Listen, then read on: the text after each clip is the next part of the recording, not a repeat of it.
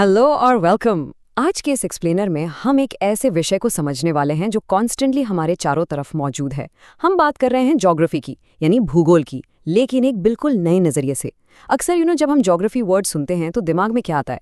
Maps, Capitals के नाम या फिर पहाड़ों की ऊंचाई, राइट? लेकिन सच कहूं तो geography is literally so much more than just memorising maps. ये एक बेहद गहरा और डायनामिक सब्जेक्ट है। आज हम जानेंगे कि कैसे हमारी ये अर्थ एक ग्रैंड स्टेज की तरह है और हम इंसान उस पर एक्ट करने वाले एक्टर्स। तो चलिए बिना किसी देरी के शुरू करते हैं। सबसे बेसिक सवाल से शुरू करते हैं। आखिर हमें अर्थ के बारे में क्यों पढ़ना चाहिए? Why should we study the earth?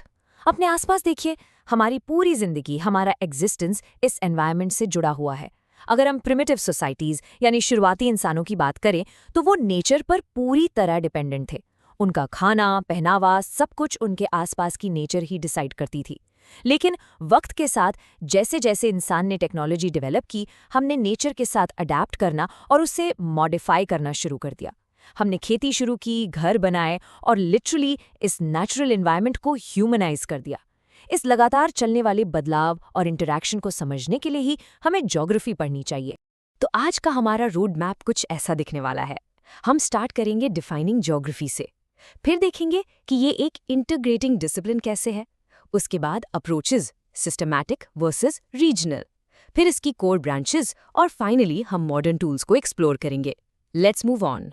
Number 1, defining geography, the genesis. आखिर ये वर्ड आया कहाँ से? सबसे दिलचस्प बात यह है कि ज्योग्राफी शब्द सबसे पहले एक ग्रीक स्कॉलर ने यूज किया था जिनका नाम था एराटोस्थेनीस। उन्होंने इस टर्म को लगभग 276 से 194 बीसी के आसपास कॉइन किया था। ये एक्चुअली दो ग्रीक शब्दों से मिलकर बना है। पहला है जियो, जिसका मतलब है अर्थ, और दूसरा है ग्राफोस, जिसका मतलब है description.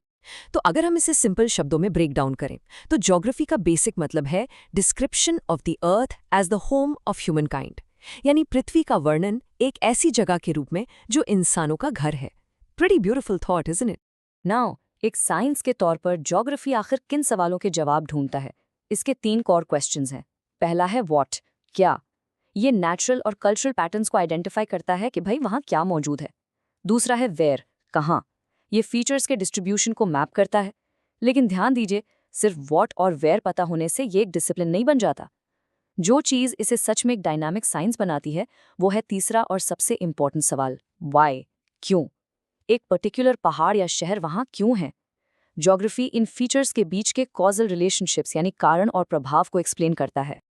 Moving on to Section 2, the integrating discipline, the great synthesizer. अब इस मेटाफोर को ध्यान से समझिए। ये इस पूरे टॉपिक का क्रक्स है। हमारा जो फिजिकल एनवायरनमेंट है ना, ज़मीन, पानी, मौसम, ये एक ग्रैंड स्टेज की तरह है।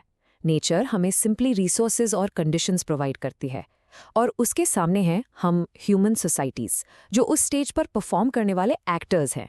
हम लोग अपनी टेक्नोलॉजी और स्किल्स का यूज़ करके इस स्टेज पर कल्चरल डेवलपमेंट का पूरा ड्रामा इनैक्ट करते हैं। नेचर और हम अलग नहीं हैं। इन दोनों के बीच का जो कंटिन्यूस इंटरैक्शन है, that is exactly what geography is all about. और ज्योग्राफी को द ग्रेट सिंथेसाइजर क्यों कहते हैं? ये टेबल उसको परफेक्टली एक्सप्लेन करता है।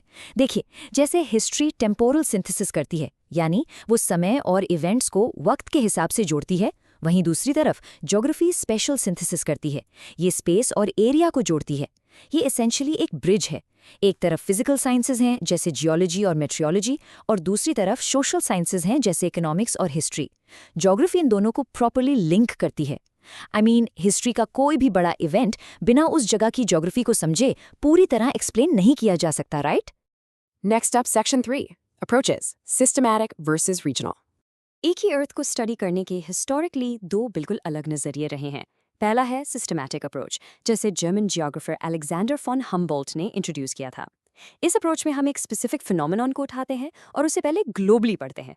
फॉर एग्जाम्पल, सिर्फ फॉरेस्ट को उठाया और पूरी दुनिया के फॉरेस्ट स्टडी कर लिए। उसके ऑपोजिट है रीजनल अप्रोच, जिसे कार्ल रिटन ने दिया। यहाँ हम दुनिया को अलग अलग रीजन्स में डिवाइड करते हैं और फिर किसी एक स्पेसिफिक रीजन के अंदर के सारे ज्योग्राफिकल फिनोमेना को एक साथ होलिस्टिकली पढ़ते हैं। एक ब्रॉड और ग्लोबल है तो दूसरा deeply localised. Moving right along to Section 4, core branches of geography. Systematic approach के बेसिस पर हम ज्योग्राफी को मेनली 3 बड़े पिलर्स में डिवाइड कर सकते हैं। पहला है फिजिकल ज्योग्राफी, जो कंप्लीटली नेचर जैसे लैंडफॉर्म्स, क्लाइमेट और वाटर पर फोकस करता है। दूसरा है ह्यूमन ज्योग्राफी, जो हम इंसानों की सोसाइटी, कल्चर और इकोनॉमी के बारे में है। और तीसरा, इन दोनों वर्ल्ड्स का इंटरसेक्शन पॉइंट है बायो ज्योग्राफी। अगर हम फिजिकल ज्योग्राफी को थोड़ा और ब्रेक डाउन करें तो इसके अंदर कुछ बहुत ही फैसिनेटिंग सब ब्रांचेस हैं।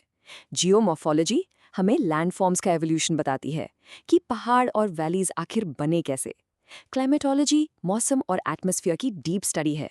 हाइड्रोलॉजी स्पेसिफिकली वाटर बॉडीज जैसे ओशंस और रिवर्स पर फोकस करती है। और फिर आती है सॉइल ज्योग्राफी। क्या आप जानते हैं मिट्टी बनने की प्रोसेस को पेडोजेनेसिस कहते हैं? ये नेचुरल प्रोसेसेस ही वो फाउंडेशन सेट करते हैं जिस पर आगे चलकर हमारी लाइफ सस्टेन होती है। On the flip side, human geography हमारे कल्चरल और इकोनॉमिक फुटप्रिंट्स की स्टडी है। इसमें पॉपुलेशन, हमारे सेटलमेंट्स और यहाँ तक कि पॉलिटिकल और हिस्टोरिकल ज्योग्राफी आती है।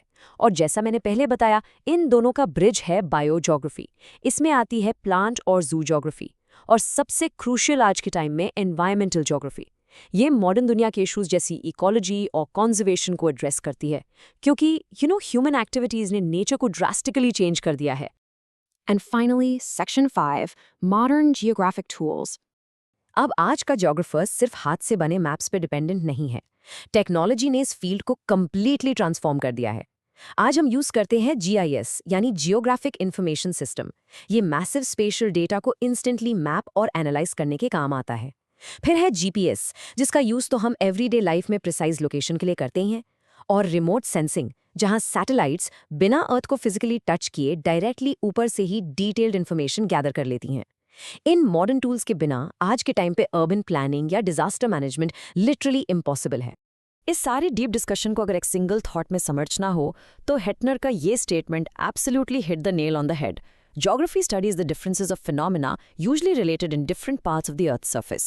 ये कोड एरियल डिफरेंशिएशन के कोर कॉन्सेप्ट को समझने में मदद करता है, यानी अर्थ के अलग अलग हिस्सों में चीज़ें कैसे और क्यों डिफर करती हैं और वो आपस में रिलेटेड कैसे हैं। हमारी दुनिया इंटरकनेक्टेड है और ज्योग्राफी उस रियलिटी को समझने का एक जरिया है। तो आज की इस चर्चा के एंड में मैं आपसे एक छोटा सा सवाल छोड़कर जाना चाहता हूँ। आज ही अपने आसपास थोड़ा ध्यान से देखिएगा। आपकी दुनिया का आखिर कितना हिस्सा स्ट्रिक्टली नेचुरल बचा है और कितना हिस्सा ह्यूमनाइज्ड यानी इंसानों ने मॉडिफाई कर दिया है। एक सिंपल रोड या एक ब्रिज भी नेचर और ह्यूमंस के डायलॉग का ही नतीजा है। ज्योग्राफी एक्चुअली किसी टेक्स्ट बुक में बंद नहीं है, ये आपके ठीक आसपास चल रहा एक लाइव ड्रामा है। So keep observing the stage around you. मिलते हैं अगले एक्सप्लेनर में। तब तक stay curious and keep learning.